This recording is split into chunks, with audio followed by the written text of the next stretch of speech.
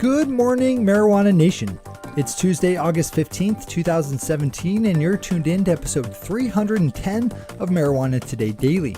I'm your host, Shay Gunther, and I'll be walking you through today's marijuana news and headlines. As always, we have a full and busy day of cannabis news in our hands, so let's jump right into it. Our top story of the day is the news out of Maryland that 8 new cultivation companies were given final approval yesterday as the deadline hit under state law for doing so. Counting the one company that's already been licensed, Maryland now has 9 cultivation companies at various stages of cultivation, with Forward Grow, the sole licensed company going into Monday, being the only one having put seed to soil.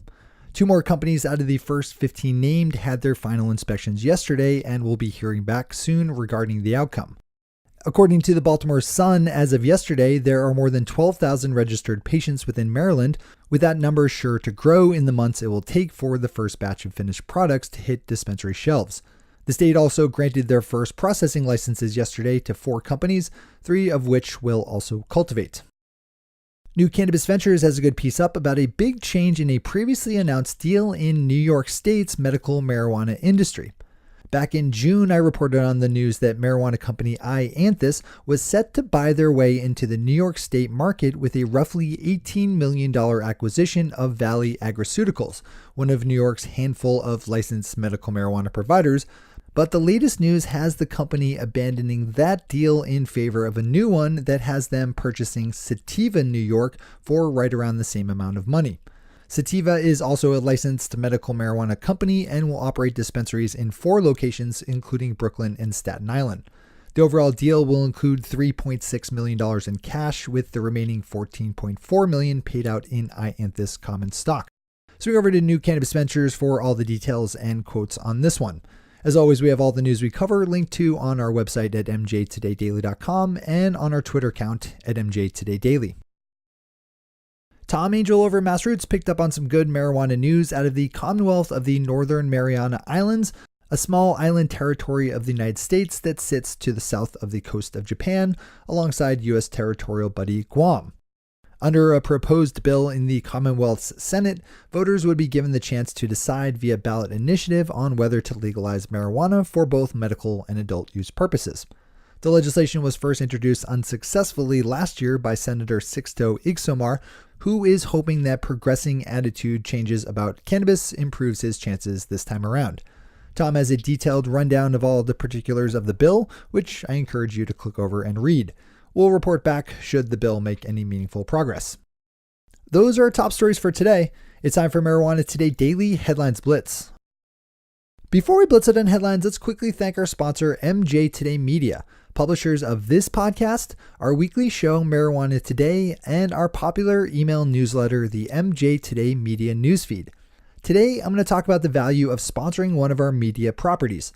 The thing that makes our audience, and I'm talking about you here, super valuable from a sponsor's point of view is how involved you all are in the legal marijuana industry.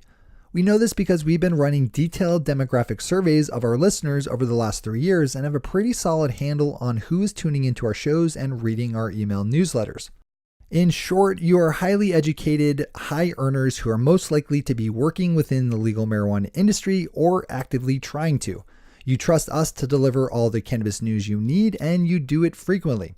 All of this adds up to a great audience to tell a business story to. If you have a marketing budget to deploy and want to reach legal marijuana's top movers, shakers, and deal makers, then you need to email advertising at mjtodaydaily.com to learn more. That's advertising at mjtodaydaily.com. We have marketing solutions for every budget from $100 a month all the way up to $1 billion. Send us an email and get started today. All right, time for the blitz. Teen Vogue has a really great piece up that looks at 5 of the most common myths about marijuana, including its role as a gateway drug, its carcinogenic properties, and ability to demotivate its regular users. The piece isn't particularly new or groundbreaking, but it's solidly comprehensive and well written and correctly portrays cannabis for what it is, a relatively safe recreational drug that's been found to be enormously helpful to some patients for its medicinal properties. This is one of those great mainstream pieces that we should all cheer on as they bounce around the social media sphere. Republican gubernatorial candidate Beth Harwell is making headlines in Tennessee for the change of heart she's experienced when it comes to medical marijuana, following one of her relatives finding relief from pain through its use. Ms. Harwell, who is currently the Republican Speaker of the Tennessee House of Representatives, said her view on medical marijuana evolved after her sister, who lives in Colorado, chose to use medical marijuana edibles to treat pain from a back injury instead of the opioid medication she was prescribed by her doctor. The speaker said she is still against adult use marijuana, having had some kind of bad experience visiting her daughter, who goes to school at CU Boulder. I'm guessing she may have smelled marijuana while walking around outside. Nevertheless, Ms. Harwell's conversion is a welcome one, and one that is playing out in innumerable households all across the country as the reach of medical marijuana expands. A Reddit user in the NBA subreddit posted up yesterday that he had asked NBA Commissioner Adam Silver about his stance on medical marijuana and was told, quote, "I would say it's something we will look at. I'm very interested in the science when it comes to medical marijuana. My personal view is that it should be regulated in some way as other medications are if they plan to use it for pain management. And it's something that needs to be discussed with our Players Association, but to the extent that science demonstrates that there are effective uses for medical reasons, we'll be open to it. Hopefully there's not as much pain involved in our sport as others, so there's not as much need for it." Unquote. That last bit is a pretty clear dig at the NFL, who is known for studiously avoiding any real discussion over the physical battering their players take in the regular pursuit of their sport. The United Nations is working on a plan for how it will classify CBD oil and is asking via the U.S. Food and Drug Administration for comments from the public on its effects. Yesterday, the FDA put out a call for public comments on the effects of CBD oil in the Federal Register to aid in the UN's World Health Organization in classifying CBD oil under the 1971 Convention on Psychotropic Substances. CBD joins a number of other drugs under consideration by the UN, including a few types of synthetic cannabis, as well as ketamine and the synthetic opioid fentanyl. If you'd like to make a comment yourself, you have until September 13th to do so. Swing over to Leafly to find a link where you can leave your thoughts. Wisconsin State Senator Frank Lassie is getting some heat in his state for voting on a bill to expand medical marijuana access in his state, even as he bought stock in Canadian licensed company Cannabis Growth, which trades publicly on the Toronto Stock Exchange. The news came out after USA Today reviewed public disclosure forms and noticed the entry on State Senator Lassie's form, which indicated that he bought between $5,000 and $50,000 in Cannabis shares.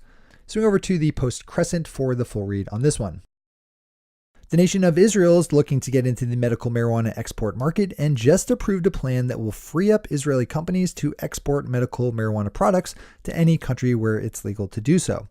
According to the Jerusalem Post, Israel currently has just 8 licensed medical marijuana growers to handle domestic needs, but more than 500 licensed and ready to grow once the export market opens up. This story could get very interesting. And finally for today, Marijuana Business Daily's chart of the week is a good one, showing the rise in wholesale marijuana sales in Alaska as more cultivators come online and harvest windows open up. Regular listeners should remember that Alaska's legal marijuana industry has had some supply issues to weather as high demand has quickly outstripped the small number of licensed cultivators, but as new growing operators spool up their grows, the gap between supply and demand has steadily shrunk.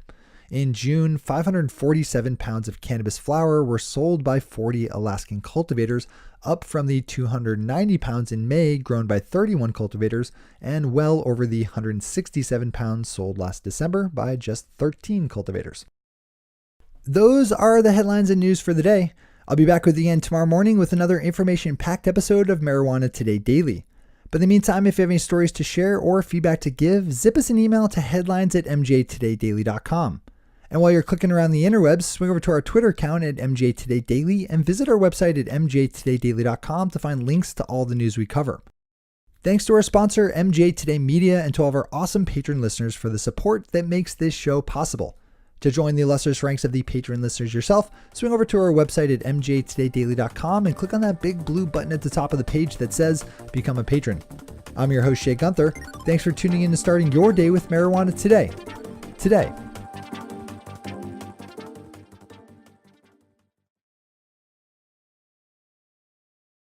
One take, Shay. One take.